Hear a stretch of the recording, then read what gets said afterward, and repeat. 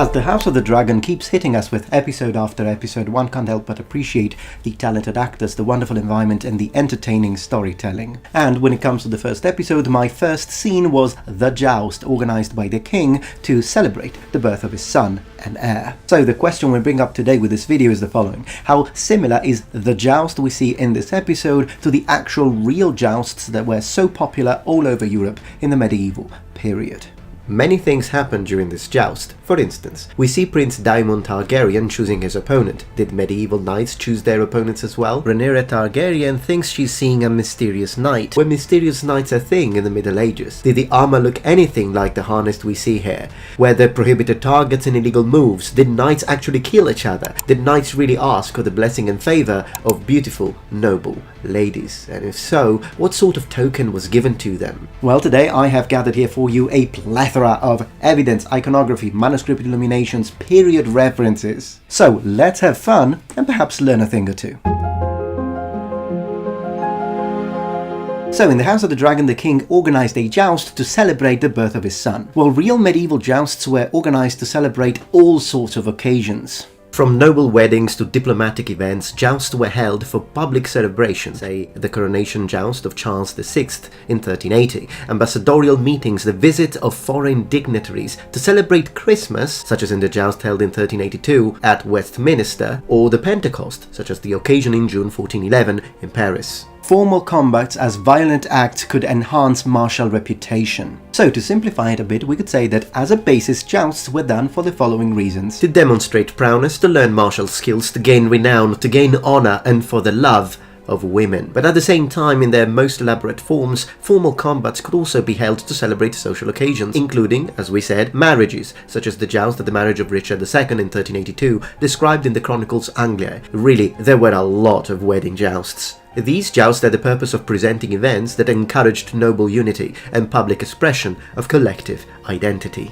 And when it comes to the connection between a joust and the child of a noble man, we have the joust organised in 1401 at Eltham to honour Henry IV's daughter, Blanche. I would like to focus briefly on the armour of Prince Targaryen. Within the community of the sword, already quite a lot of channels have talked about the House of the Dragon, for example, Schola Gladiatoria, Shadiversity, and Zach Evans. Amazing videos, links in the description. All three talk about Prince Targaryen's armour, but we see quite contrasting opinions. Daemon Targaryen's armour. Overall, I think it's awesome. I do not like this armour, alright? So I would love to add my 2 cents to the mix. What do I think? The overall suit of armour looks pretty good. Of course, it's clearly fantasy, but as both Matt Easton and Zach pointed out, it does have some precedent in the so-called heroic armour of the Renaissance and possibly the 15th century. Look at the breastplate. The design that they have to try and add the scales makes it look like it's sci-fi, not that it's medieval. There's these weird kind of scale bits hanging out from underneath it. It's an awkward design, and doesn't look good. I doubt Shad actually meant it, but in the way he phrased it, it makes it sound as if the addition of scale to plate in a late medieval harness is not historical, and it makes it look sci-fi. I'm sure he knows this and just didn't phrase it well, but to clarify this point for those who aren't familiar with medieval iconography, scale together with plate are absolutely okay. The sci-fi look he mentions probably has to do with the material, which looks a bit plasticky, whether it be high-density polyethylene, fiberglass, ABS, I don't know, but the scales are not the problem. The combination of plate armor and scale armor, we know it happened. I could show you over 240 images of the combination of plate and scale together, and that is from manuscripts and miniatures alone, not even involving statuary. So I personally don't have a problem with the scale in combination with plate in a late medieval setting. Still, hello Shad, love your work, amazing video. Now, if there is one thing that my 3 wonderful YouTube colleagues here seem to agree on, is their opinion on the helmet. They all think that it's too risky to joust with a helmet that is so open. Open-faced helm for a joust? I don't know. I think the character wouldn't go that far. But the major problem with his armour here, I think it's great overall, is this helmet choice for this activity. Choosing this helmet for a joust is crazy dangerous. What are the problems with this armour then? You can't not protect the face in a joust.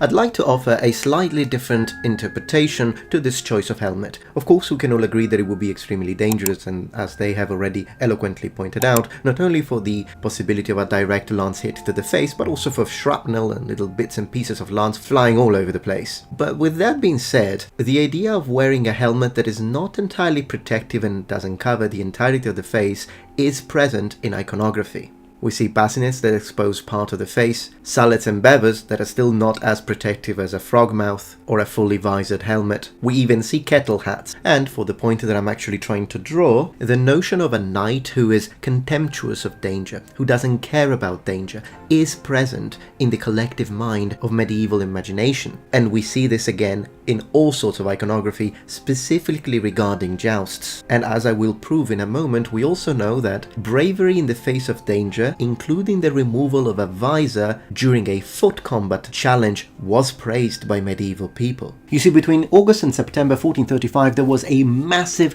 diplomatic event called the Congress of Arras in France. Now, during this event there was again, formal combat. This formal duel, which was fought in the presence of Philip the Good, first started mounted with 3 courses with a lance, and then it continued on foot as per the desire of the Burgundian knight, when the knights would fight with axe, sword and dagger. The Castilian knight is specifically reported to have lifted his visor up during the entire fight, which surprised everyone watching because of course it was dangerous, but later we have record that he was praised for it. It was considered brave. If this was acceptable in the medieval mind, is this really that much more crazy? Also considering the fact that this guy flies on dragons. But noble ones, if you like armor evaluation, go check out Matt Easton's video because it's fantastic. Okay, one of the first things we notice that the joust that represented here seems to be quite advanced. In other words, it's fairly sophisticated, and this matches wonderfully the sort of combat technology, namely the weapons and armor that we see.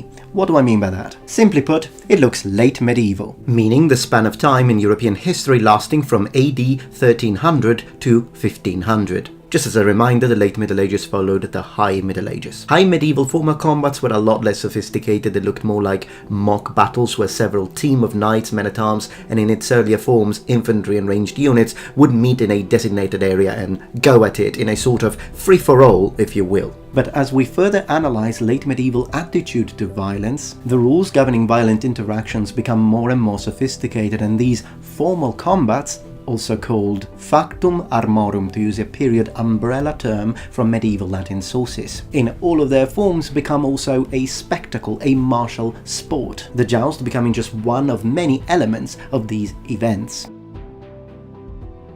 If you notice, the 2 knights are separated by a wooden fence in the middle. This is usually referred to as the tilt, and its purpose was to avoid 2 unpleasant things. 1, the most important reason for the barrier fence was perhaps the frequency of horses crossing into each other's path, and this sort of misfortunes are mentioned in Froissart's documented jousts. And as the second reason, well, without the fences, after a couple of encounters, the knights would not have the opportunity to prove themselves because of the horses becoming agitated. In other words, with a barrier in the middle, horses were less likely to refuse to run against one another. The advent of the barrier in the center happened historically in the 1420s, as far as we know, when it comes to what we can actually prove, but it is possible that it was already used before. And it seemed to have been introduced from Portugal. One of the first mentions in northwestern Europe was at the joust for the wedding of Philip the Good, Duke of Burgundy, and Isabella of Portugal in 1430. Of course, the fact that it was introduced from Portugal is hypothetical. If we were to find an earlier source from another place, that theory would change. So take this information with a grain of salt. We are told that a wooden barrier covered in a blue cloth was erected down the center of the jousting area, reaching the height of the horse's shoulders. This height was also chosen to avoid the lances hitting the horses by mistake. So already we see that one of the main differences between a true barrier used in the medieval period and the one used in the House of the Dragon is the height. Although it is also important to say that even though I couldn't find literary mentions of a shorter barriers connected to the joust are also found and depicted in iconography, so not completely out of place. Another thing we know is that by the late 1430s the barriers had become basically commonplace. So considering the fact that in our world one of the main reasons why these people erected the barriers was to protect the horses, this makes Prince Targaryen's act, the one when he makes the opponent's horse trip with his lance, even more problematic. But we will talk about that later in the section about illegal targets and dishonorable attitudes. As Prince Targaryen faces the Knight of Hightower, two things worth of note happen. Daemon Targaryen uses his lance to make the horse trip, and as his opponent is dismounted, he loses his helmet and vamplate. The helmet not staying in place and almost falling off, and possibly falling off, is also very historical. It did happen. We have a historical mention of a 14th century joust fought between Sir Boucicaut and Sir John Holland, and during this fight, Froissart describes how Sir Holland's helmet was almost thrown off completely by his opponent's lance. And this in fact occurs twice during this fight. An interesting point to that is the fact that we shouldn't imagine helmets flying off during a joust just as a result of a mechanical failure. We have historical reference of some knights actually choosing to deliberately strap their helmets loosely. Why would they do that? Well, again, it has to do with medieval jousting scoring system. A blunt jousting lance usually has this sort of tip. If you notice, it has three extremities. The reason for that is because they will attach more easily to the shield of your opponent or to the helmet, like the brow of your helmet or the eye slip, to the ocularia. And as it creates a strong connection, it will be easier for your opponent to dismount you. If your helmet is not securely fastened and it's not firmly connected to your armor, as the lance meets the brow of the helmet will slip up. The connection between the lance and the armor of the knight will not be as strong, and therefore it will be harder to dismount him. Some medieval knights even call this cheating and asked the authorities to not let their opposing knights to do that. They were like, frigging strap your helmet on, mate. Probably from the perspective of the medieval authorities, they thought, well, if you're fine with the risk, we'll let you do it. Note how the knight is keeping his lance very high with his elbow up. One of the characteristics of this style of jousting is the fact that the knight is not couching the lance. This is a couched lance with a elbow low. Zach Evans on his video explains extremely well, and definitely much better than I ever could, the advantages of a couched lance technique and how powerful of a lance strike you can achieve. So absolutely go check it out if you want to learn more. But there is one thing he says that I disagree, at least if I understood him correctly. This one. This style of jousting doesn't use the lances in a historical way. They hold the lance up like this and they're holding it in their hand, so then... The high elbow stance is also historical, and you can find it all over the place in iconography. So because of that, I personally have no problems with the fact that they are not couching the lance and they are keeping their elbows high. Elbow high, elbow low, whatever you like. Also very much will depend on the sort of lance you're using. Is it a lancia soda? Is it full inside? Or is it a hollow lance? Does it have the length, weight and point of balance of historical lances? Because all of this will influence the way you use it. Anyways, if it was me misunderstanding what he meant, I'm sure he will leave a comment and explain. As the joust begins, we see that everything starts with music. And this is something that we commonly see on all sorts of movies and even early old video games like Defender of the Crown. Absolutely love this one. We do have a lot of historical evidence when it comes to music in connection with celebrations, tournaments and jousts. Chaucer describes tournaments in The Knight's Tale and tells us that it really was very much of a public spectacle. He describes music, gift giving, and even tells us about a competition to judge which of the lovely ladies present could sing the best, dance the best, and love with the most feelings. Many tournaments, particularly the 14th and 15th century, were so carefully planned that they were accompanied by feasts, dancing, and other sorts of entertainment, such as the tournament held in 1390 by Richard II at Smithfield, which lasted 3 full days. After two knights collide into each other, Rhaenyra Targaryen asks, "A mystery knight?" This question is interesting because it makes it sound as if mystery knights are indeed a thing, so is this one of those? Mystery knights, or the idea of keeping your identity hidden, fighting incognito, was a thing in the Middle Ages. Let me tell you all about it. We have several mentions of knights that fought while disguising their appearance, sometimes completely incognito, sometimes wearing the arms of another knight, other time concealing only their personal identity but still displaying their family's heraldry. This was done for several reasons. First, it attracted attention to the knight. Second, it would ensure that whatever prize, prowess or personal strength you have demonstrated, the victory wasn't due to your rank or reputation, because nobody knew who you were. This makes sense if you look at situations such as the jousts held in the Aragonese Naples of the 15th century, where it was custom to let the royal family win. The mention for the largest scale formal combat fought in incognito was between 1380 and 1440, undertaken by Richard Beauchamp, Earl of Warwick. After the knights strike each other, they turn around, take another lance as quickly as possible and immediately run towards their opponent again. And this of course gives it a very dynamic feel, but when it comes to real jousts, usually the knights would first return to their starting position. We have a mention from Froissart again, who tells us that a knight was still apparently eager to joust and returned to his starting position.